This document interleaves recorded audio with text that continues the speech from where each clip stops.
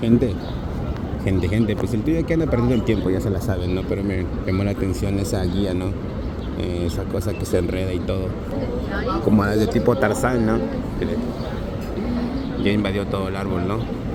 Pero el punto es de que ya está tan grueso que, miren, ya ni parece de esas cosas que se enredan, ya es un tronco. Obviamente que hay que tener un chingo de años, miren. Ahí se ve. Ah, madre. De repente cuando la abuela era niña, o cuando Virginia era joven, ¿no? Estamos hablando como de 70 años, ¿no? Para que puedas tener una de esas cosas así de viejas. 70 añejos, uy, no, una vida, lástima.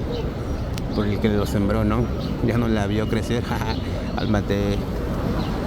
Es ley de la vida, ¿no? Pero el chiste es que miren, tiempo, hace cosas chingonas.